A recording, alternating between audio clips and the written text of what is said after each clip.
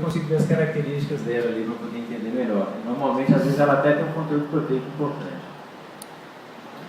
As globulinas, que vão facilitar a defesa do organismo, e o fibrinogênio, que também é uma proteína, tá? Que vai ajudar na coagulação.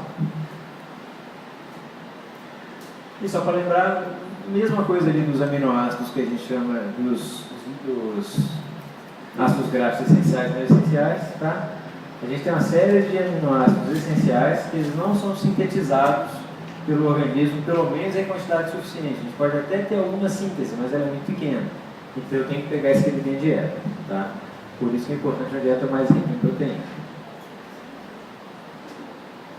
O processo de absorção dos aminoácidos é o seguinte: primeira coisa, eu vou ter a quebra daquele nitrato digestivo, vocês vão ver com bastante detalhe também de ET, tá? A partir do momento que eu absorvi os aminoácidos, eu vou fazer um pico plasmático, tá certo? Imagina só, acabou de cair muita proteína eu acabei de alimentar com alimento muito proteico, ele foi digerido, na hora que eu absorvi, aquilo sobe no sangue também, tá? A partir do momento que ele subiu, fez o pico plasmático, as células começam a absorver muito rápido aqueles aminoácidos, tá?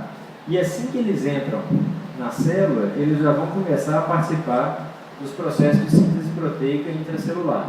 Mas não vão ficar dando sopa dentro da célula, tá? Isso me leva a ter níveis mais estáveis de aminoácidos no sangue. Então, assim, glicose eu consigo ter um nível... Assim, se uma pessoa alimentar com muita glicose agora, ela fica com um nível de glicose um pouquinho mais elevado. Mas quem come proteína, aquele pico plasmático é muito rápido, tá certo? Ele vai justamente por esse processo de captar muito rápido e já botar aqueles aminoácidos no processo celular. Então eu não vou ter uma absorção, não vou ter um pico, não vou ter uma oscilação muito grande nos níveis sanguíneos. E mais ou menos 400 gramas de proteína são degradados por dia no nosso metabolismo, tá certo?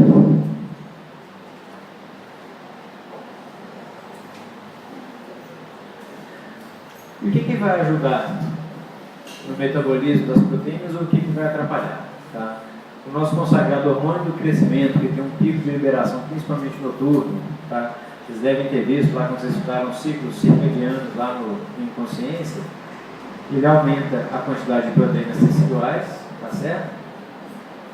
Principalmente por aumentar o transporte de proteínas ou por acelerar a transcrição de RNA ou DNA.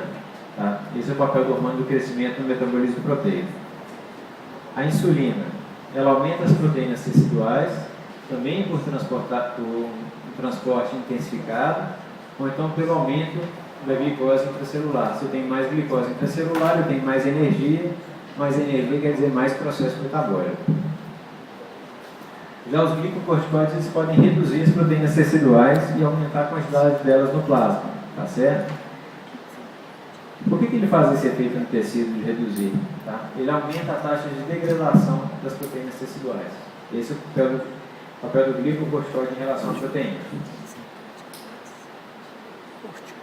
A testosterona, ela aumenta as proteínas teciduais, principalmente o músculo, e o estrogênio também tem uma ação semelhante, só que ele é menos potente, tá?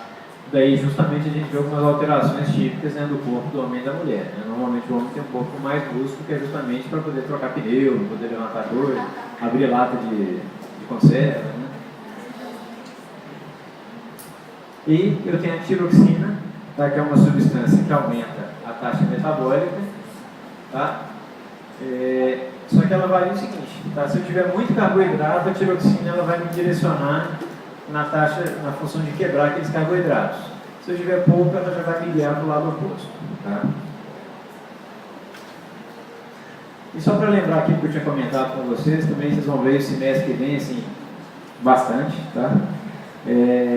Como é que é feita a ligação péptica, tá certo? Onde eu tenho uma combinação dos aminoácidos que vão formar o que a gente chama de estrutura primária de uma proteína, que é justamente aquela sequência de aminoácidos,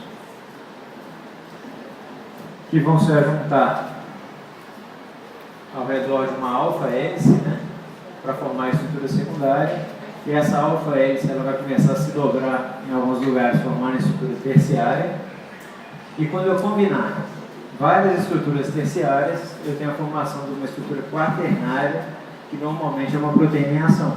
Por exemplo, a ATP sintetase lá que vocês viram no videozinho, ela é formada por várias estruturas. Se vocês lembrarem ali do canal de sódio de voltagem independente, que com certeza vocês devem estar lembrando agora, ele também é uma estrutura desse tipo.